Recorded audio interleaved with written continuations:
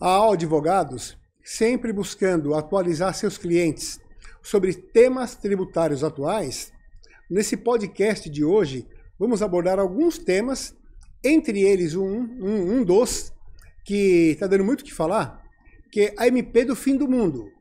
A MP do Fim do Mundo, até o nome é meio esquisito, né? Doutora Caroline, uma especialista na área tributária, sócia da AO Advogados, vai comentar conosco não só o porquê desse nome, mas o que está acontecendo e por que esse tema.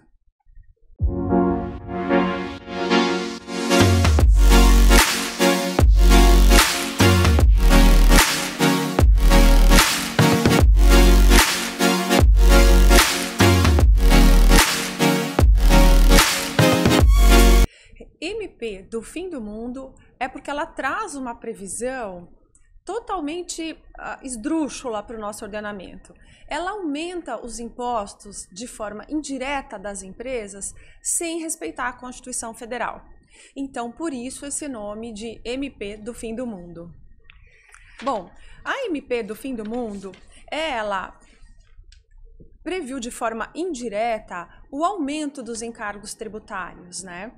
E isso de forma imediata na data da sua publicação, porque a MP, né, diferente de uma legislação normal, ela tem vigência imediata no dia da sua publicação.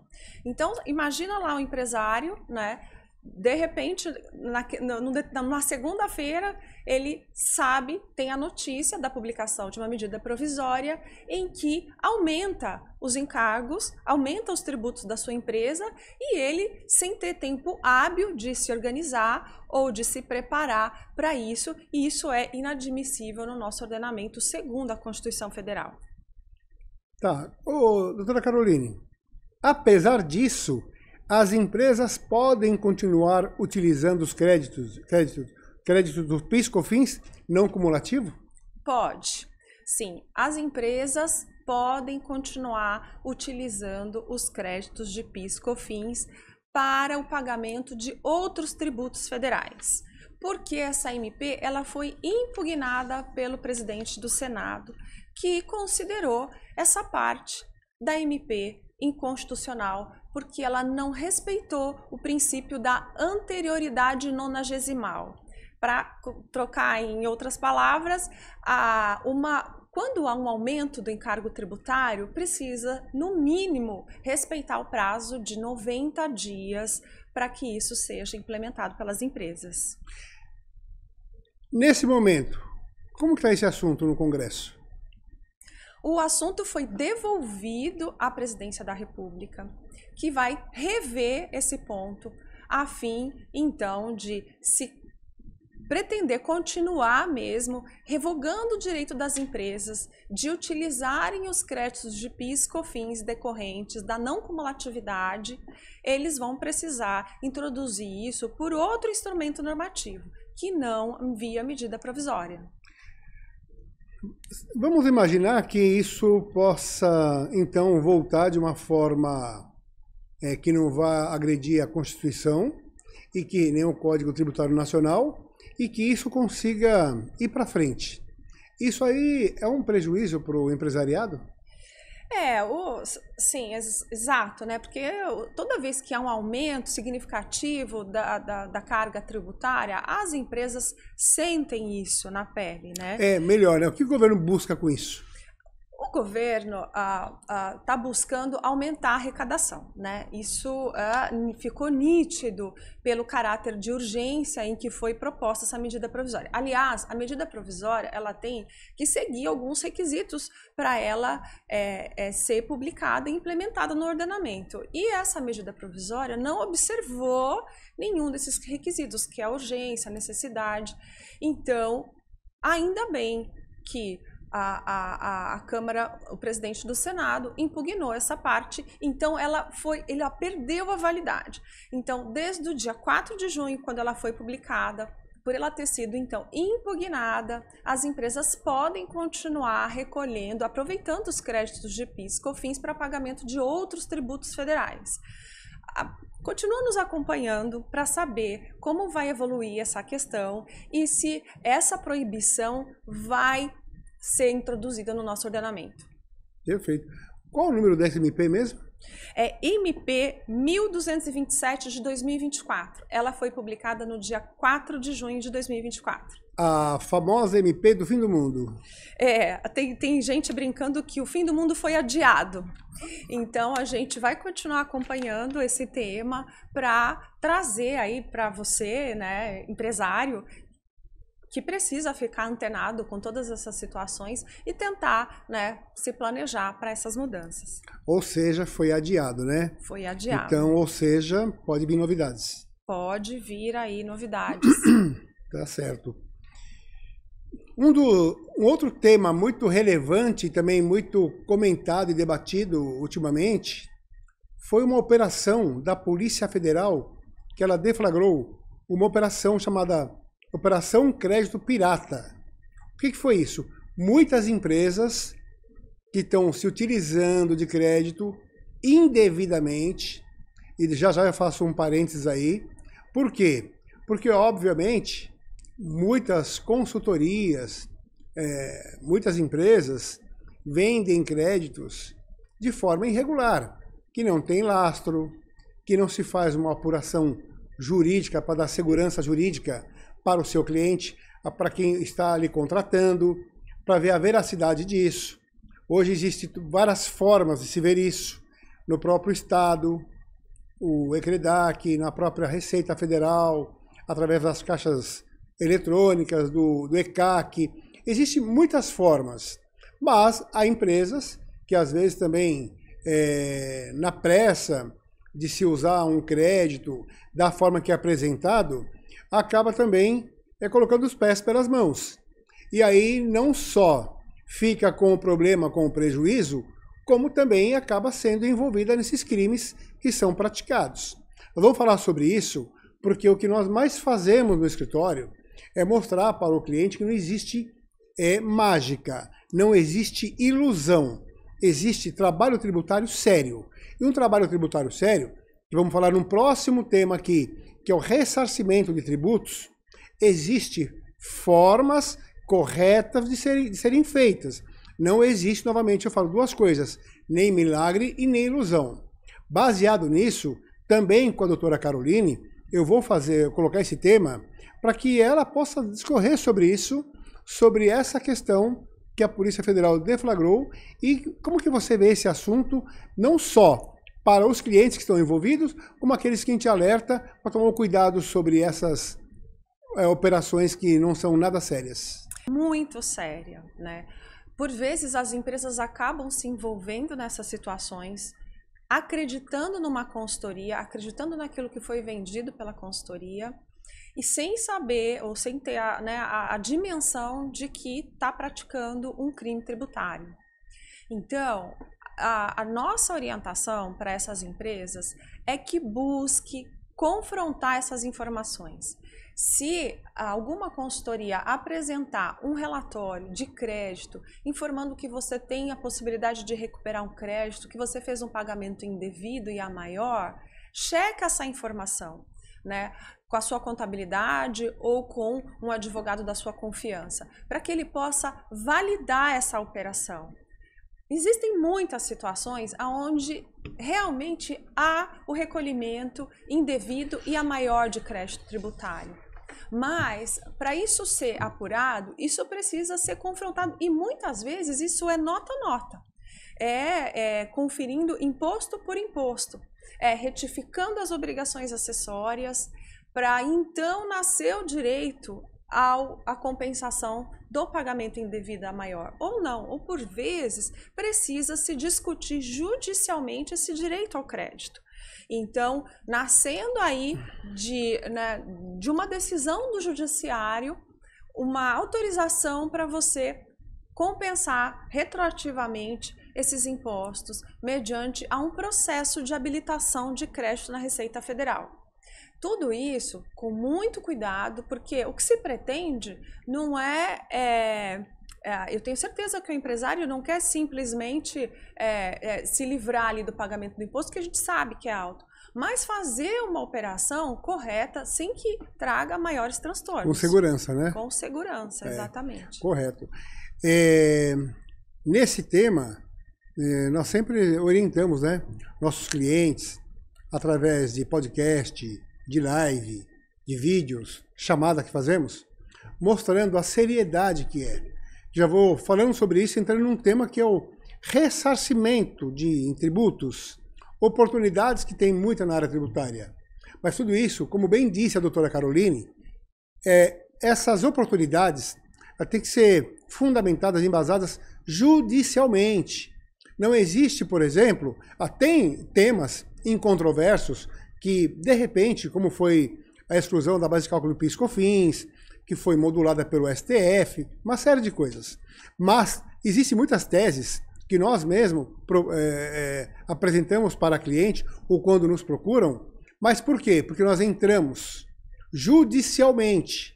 Nós temos uma decisão judicial para poder apresentar para um cliente para que ele possa se valer disso, para que ele possa ter uma segurança que ele vai não só se aproveitar corretamente, legalmente, através de uma elisão fiscal, um planejamento correto, e não vai ficar com uma consequência, um passivo para ele lá para frente.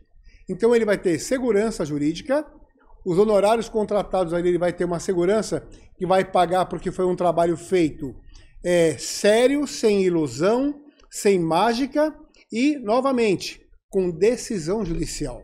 Então a gente alerta muito os nossos clientes e eu passo a palavra para a doutora Caroline para que ela também fale sobre isso, essas recomendações que nós passamos aos nossos clientes, a todos aqueles que estão nos ouvindo, a seriedade e a preocupação.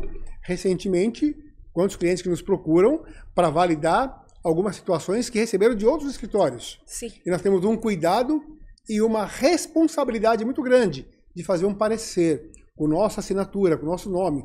Olha só a nossa responsabilidade. Temos que colocar lá a nossa assinatura para dizer isso aqui é válido. Por quê? Porque isso aí amanhã, se o cliente, o empresário tiver qualquer problema, ele vai recorrer a quem? Quem fez. Correto, Carol? Correto. Uma dica, sim, que a gente pode dar é que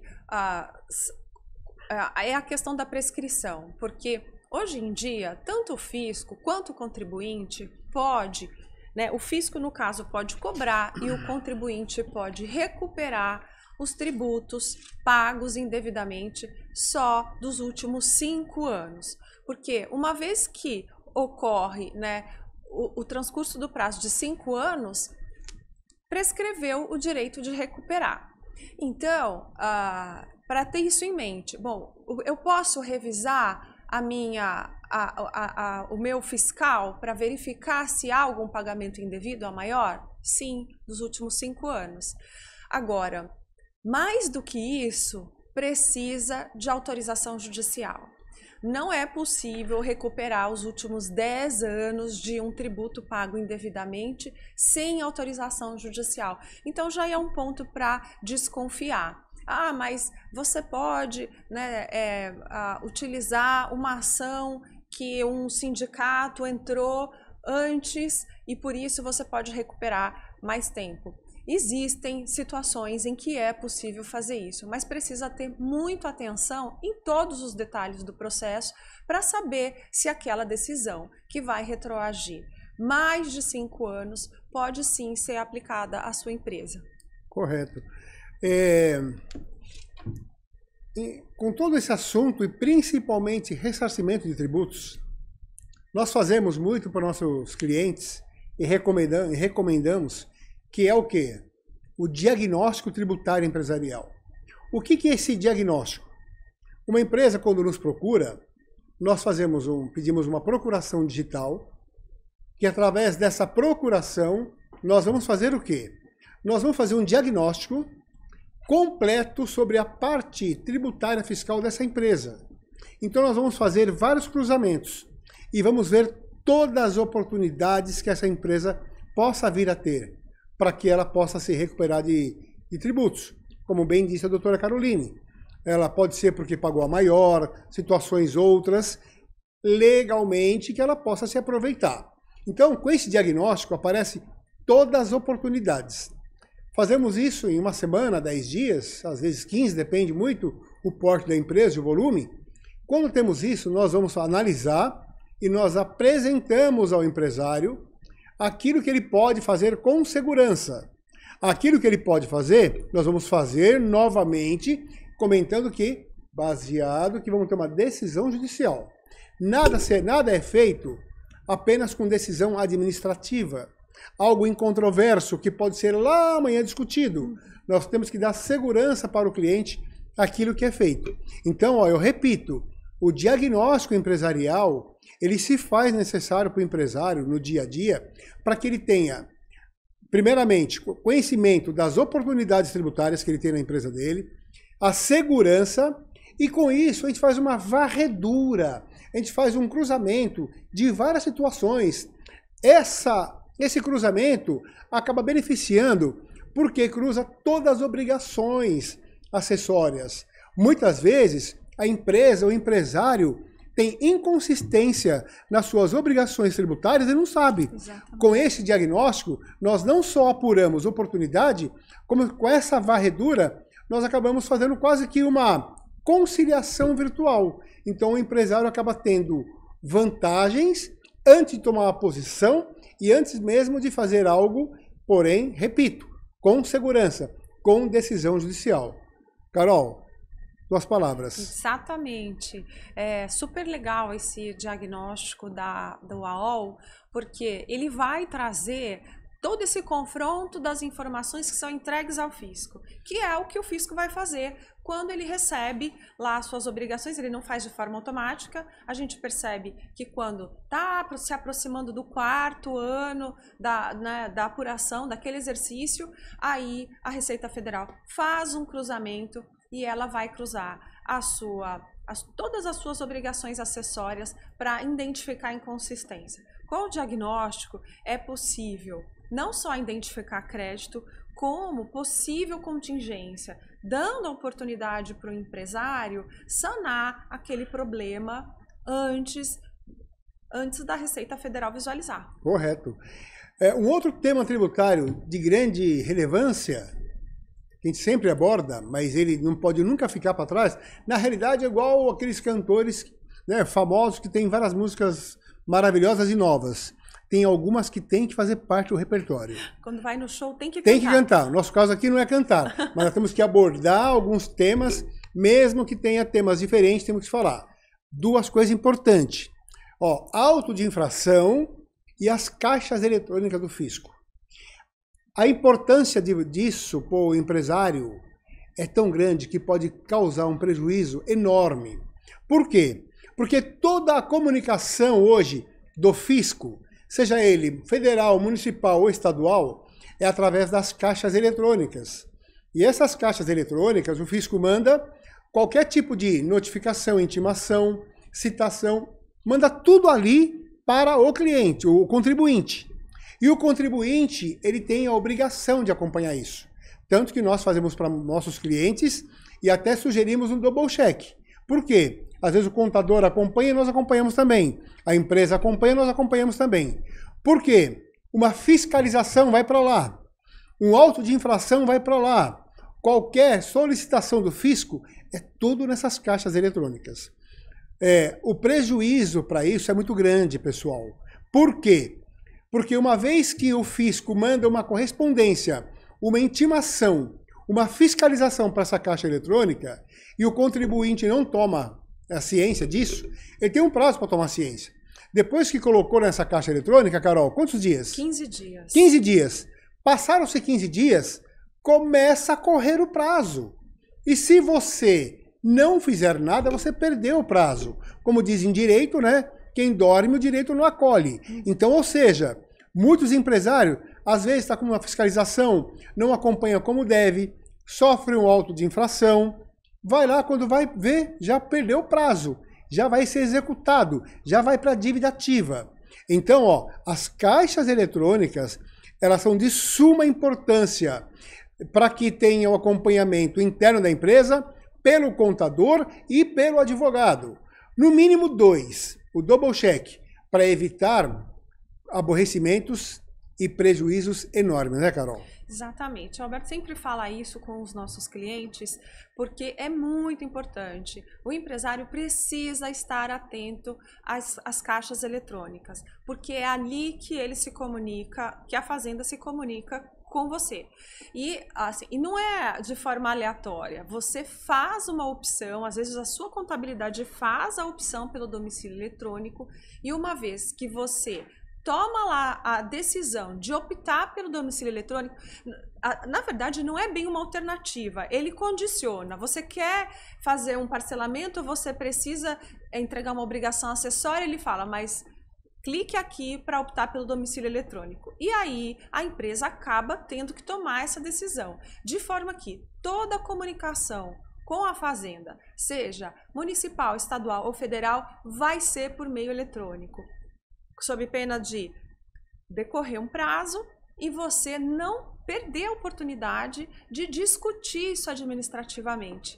E a discussão administrativa, ela é muito importante, porque além de suspender a exigibilidade, isso quer dizer o quê? Se você se defende na fase administrativa, logo que recebe, por exemplo, o auto de infração, você continua com todas as suas certidões negativas de débito, você continua com toda a sua operação normal, enquanto aquilo é discutido no âmbito administrativo em até 3 instâncias administrativas.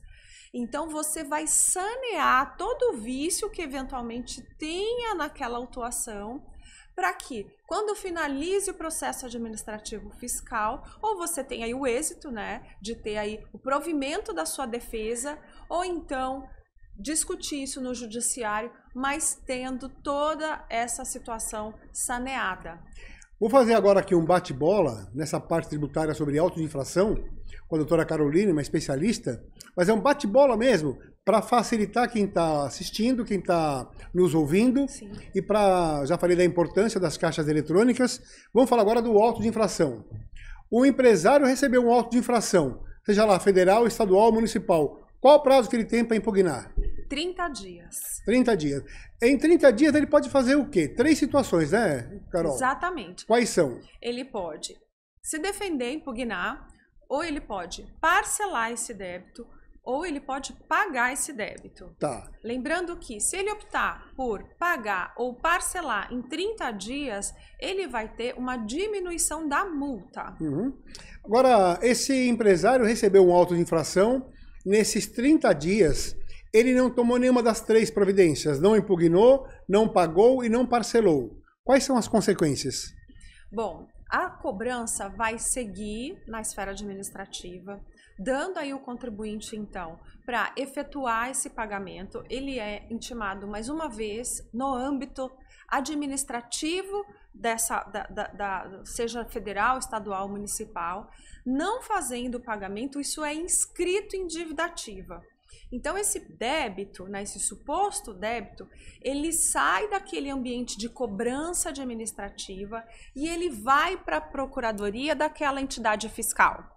E ali na procuradoria, ele é intimado mais uma vez para pagar, mas com agravo, porque daí ali tem cobrança de honorários advocatícios da procuradoria. E ele é intimado a fazer o pagamento. Ele não faz o pagamento, é ajuizado da execução fiscal. Tá, agora um detalhe importante. Esse caso, esse exemplo do empresário que recebeu um auto de infração, em 30 dias não tomou nenhuma das providências, não pagou, não parcelou e não impugnou em 30 dias. Como você disse, vai inscrever em dívida ativa de forma rápida, como ele não está sob júdice, não se defendeu, não tomou nenhuma das providências que foi falada, o que vai acontecer? Ele está lá para ser executado.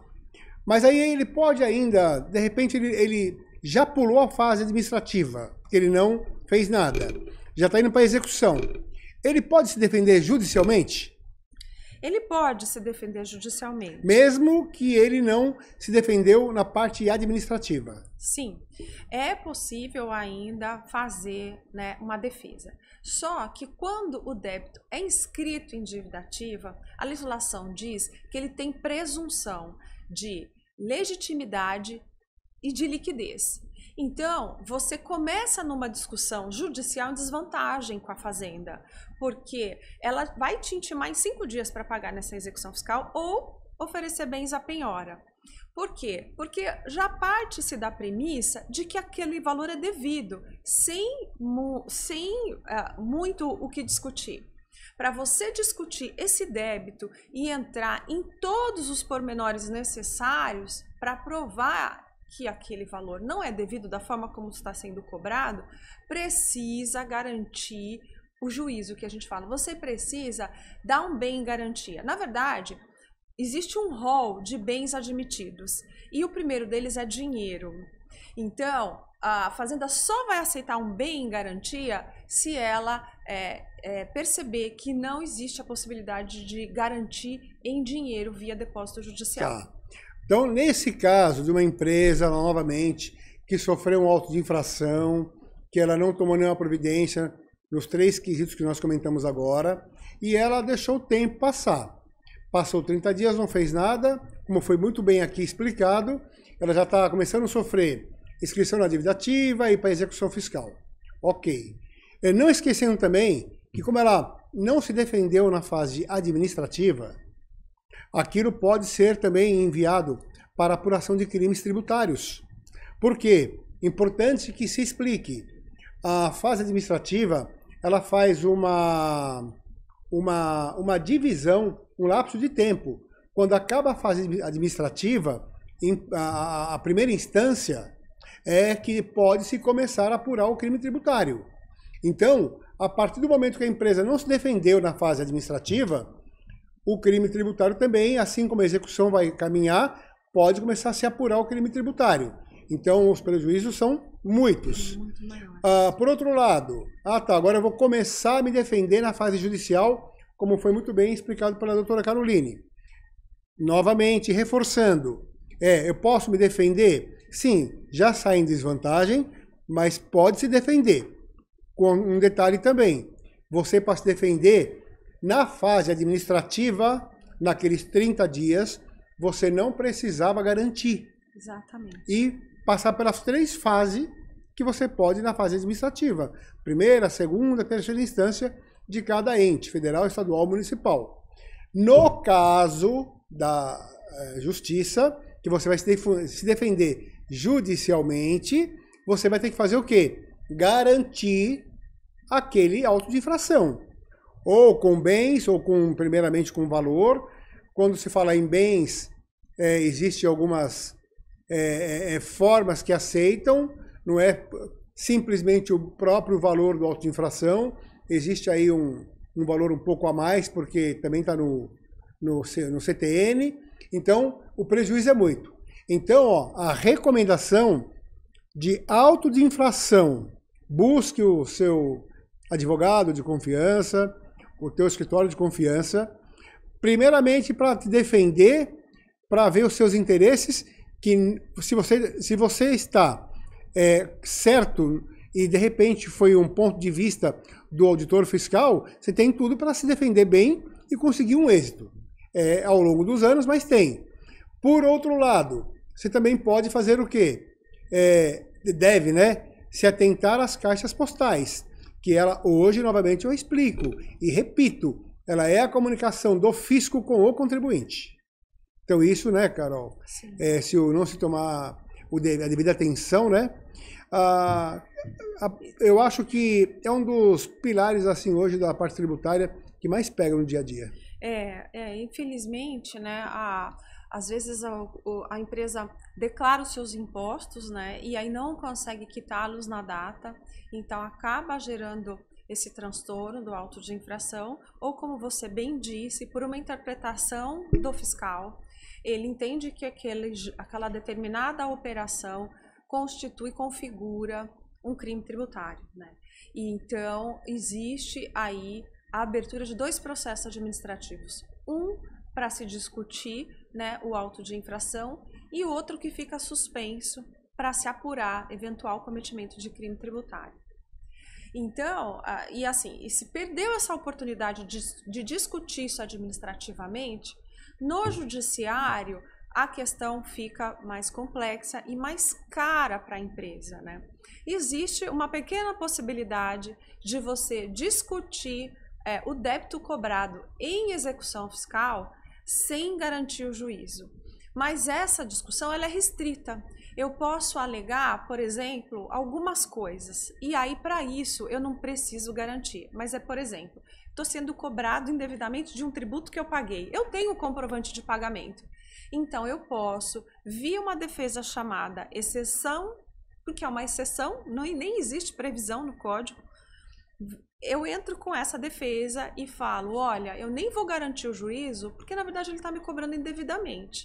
Então, quando eu alego matéria de ordem pública, ou uma decadência, uma prescrição, ou pagamento, juros abusivos também é possível discutir em alguns débitos, mas via de regra, a defesa da empresa em execução fiscal é mediante garantia. Tá.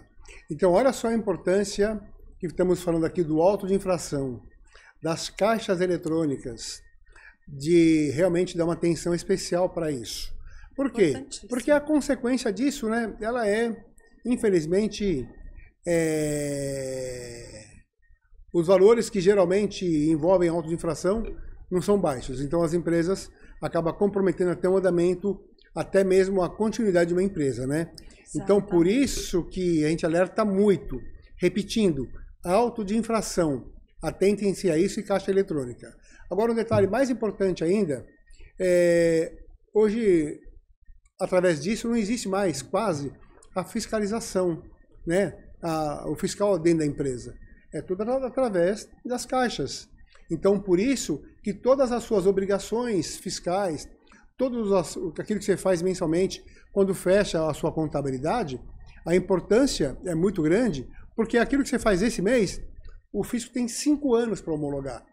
E durante esses 5 anos, hoje, da forma tecnológica, virtualmente, é feito isso constantemente. É um Big Brother tributário em cima da sua empresa. Exatamente. Então, ou seja, desde a hora que você emite uma nota fiscal, tudo. Então, por isso, esse tema que nós falamos muito, repetidamente. Por quê? Porque auto de infração, o próprio nome já diz, e quando se coloca uma multa de 150%, de 100%, os juros, tudo mais, e sem contar no crime tributário, né, Carol? Exatamente. Então, isso aí, sabemos o quanto tira o sono do empresário. Não é verdade? É verdade. Então, eu posso fazer uma pergunta para você, Alberto? Deve. Você sabe também, por grande experiência que você tem, que por vezes, por causa do valor alto desse auto de infração, existe um processo de arrolamento dos bens da empresa. Sim. E eu sei que já houveram vários casos de sucesso no escritório, ajudando os clientes com essa questão dos bens que ficam nesse processo de arrolamento. Claro. Se você quiser falar Com o maior prazer. Todo auto de infração na esfera federal, quando esse auto de infração ele ultrapassa 30% do patrimônio líquido, é isso, né? Exatamente. Então, sempre que ele ultrapassa, né, a Receita Federal, de ofício, é obrigada a fazer o arrolamento de bens. Então, vamos lá. Uma empresa sofreu um auto de infração aqui de X milhões e ultrapassou 30% do patrimônio líquido. A Receita Federal já envia para a empresa e para todos os sócios, não só na caixa eletrônica, também para o endereço de cada um, tá? É um procedimento da Receita Federal para fazer o quê? Para que o contribuinte e os seus sócios preencham tudo aquilo que ela já sabe que tem, porque ela acompanha tudo, os bens que serão arrolados. Então, um auto de infração federal ultrapassou os 30%, todos aqueles bens que estão ali em nome da pessoa física ou da pessoa jurídica serão arrolados. Então, ó, arrolamento não é penhora, é uma garantia. Ó. Eu sei que você tem, tá lá, se você não pagar para mim ou não se defender e não tiver o êxito e não pagar, eu tenho aquilo lá para poder penhorar. Aí vira penhora, mas no momento é arrolamento. E o fisco, a Receita Federal, ela rola em máquinas, automóveis, imóveis, uma série de coisas. Isso acaba atrapalhando a empresa, Demais, demais. A empresa, muitas vezes, ela tem a sua frota de veículos que ela precisa trocar, ou ela vende, ou coisa parecida, assim como imóveis e tudo mais. Então, o que vamos explicar agora, que foi a tua pergunta, de forma também correta e séria, nós fazemos esse trabalho com muito êxito para os nossos clientes. Por quê? Porque é permitido pela legislação que você tire esse arrolamento. Mas como assim tire? Porque o empresário quer tirar? Não. Porque a empresa, de repente, um imóvel, ela vendeu aquele imóvel para alguém, vendeu um veículo, vendeu uma máquina. E como que a Receita Federal, o que você tem que fazer para tirar esse arrolamento? Por isso que o nosso escritório é um dos especialistas. Sim. Somos especialistas com muitos êxitos, né, de empresas. Sim. Que a gente faz para fazer isso. Fazemos o quê? Fazemos todo o processo, que é fazer o quê? Primeiramente, a venda realmente tem que ocorrer. Se é um veículo, se é um imóvel, no cartório, ou no Detran, seja lá onde for. Essa venda tem que efetivamente acontecer. A partir desse momento que aconteceu essa venda, você vai juntar os documentos necessários, isso virá um processo, e isso é remetido e informado à Receita Federal. Exatamente. Olha, aquele bem que foi arrolado, eu vendi ele assim, assim, assado. Você tem um prazo, você tem que comunicar à Receita Federal. Exatamente. Você comunica, então esse arrolamento, depois desse trabalho que é feito com muito êxito e com muito zelo pelo nosso departamento tributário que você coordena, ele com certeza tem esse arrolamento, ele tira esse arrolamento. Sim. Então, isso é muito bom. Mas precisa se fazer esse processo. Então, muito cuidado também, porque isso não pode ser nada feito como uma simulação. Isso realmente aconteceu o quê? Uma venda. Então, é permitido pela lei. Então, por isso que nós temos no nosso departamento tributário os especialistas que fazem isso de acordo com a lei. Então, você falou muito bem, isso que é o arrolamento de bens. É algo que acaba atrapalhando o dia a dia do empresário se ele precisa fazer um caixa ou fazer alguma coisa, mas visa esse arrolamento garantir o auto de infração caso o empresário não venha se defender ou ser, como que fala, se responder por aquilo como se deve. Exatamente. Né? Então, essa é a questão. Exatamente. E aí a Receita Federal, ela não pode se opor, né, à venda, porque o arrolamento não é penhora, como muito bem disse o doutor Alberto, né? Ela é só um controle de bens. O que ela pode fazer é pedir outro bem em substituição. Sim. Desde que a empresa tenha esse bem. Porque é só um monitoramento. É um inconveniente, porque isso fica gravado nos órgãos de registros, né? Mas com uma assessoria, uma boa assessoria, né, o empresário pode sim resolver essa questão. Procure advogados que você vai ter essa assessoria por completo e vai entender perfeitamente como que é feito um trabalho sério, um trabalho comprometido com o cliente e principalmente de acordo com a lei. Aguarde que teremos muito mais temas tributários atuais, polêmicos ou não, mas estaremos aqui para debater, né, doutora Carolina? Exatamente. Conta conosco.